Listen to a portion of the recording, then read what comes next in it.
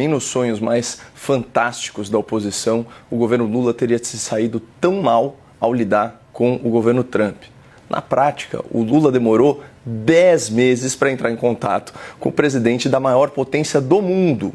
E isso custou dezenas de bilhões de reais para a economia brasileira. Como sempre, é o povo que paga o preço pelo orgulho dos seus governantes.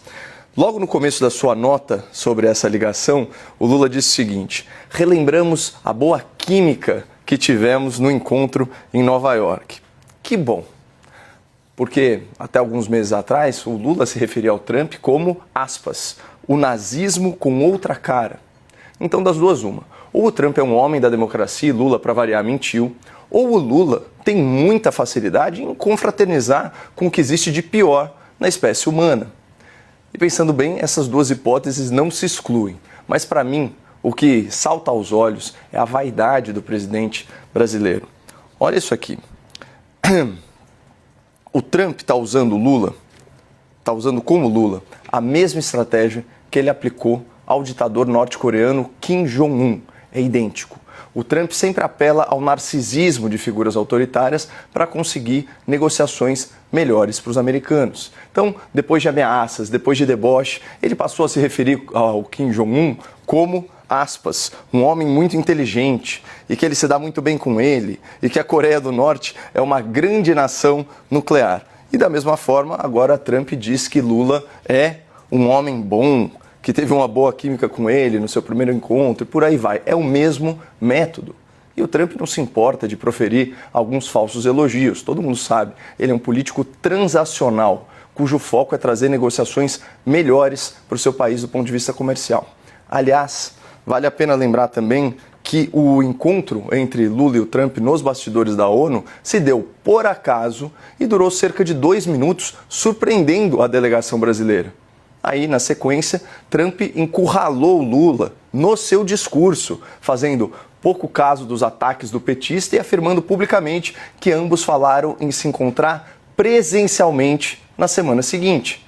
E o Trump ele ainda foi além, ele afirmou o seguinte, aspas, sinto muito em dizer que o Brasil está indo mal e vai continuar indo mal. Eles só podem ir bem se estiverem trabalhando conosco. E o Lula sentiu. E sentiu-se acuado e intimidado, tanto que se acoelhou e recusou, por meio de um subordinado, o encontro presencial, alegando falta de agenda. É mentira. Manchete da CNN Brasil. Reunião Lula e Trump. Itamaraty teme efeito Zelensky e mantém cautela. O presidente ucraniano foi repreendido ao vivo por Trump, teve um almoço cancelado e foi abruptamente convidado a deixar a Casa Branca. Ou seja, o Lula, nosso bravateiro em chefe, embaixador da jabuticaba, ficou com medo e arregou. E só depois de muitos dias, a portas fechadas, organizou-se uma ligação com o Trump, uma ligação que já deveria ter acontecido há meses, não fosse o orgulho do petista. E agora, vamos parar para pensar. Como isso pode configurar uma vitória para o Lula ou para o PT? É o exato oposto. Essa ligação tardia com o Trump é um sintoma da derrota do governo que perdeu a narrativa de que eram os americanos que não queriam negociar. Ficou evidente, Ju, que era o Lula que se recusava a entrar em contato por uma questão de soberba e vaidade. E só para fechar, as pessoas já sacaram isso desde o começo desse embate comercial. Segundo aqui o Datafolha, a maior parcela da população afirma que Lula é o responsável pelo tarifaço. Ou seja, essa ligação foi só o primeiro passo tardio para o governo consertar seu próprio erro de política externa.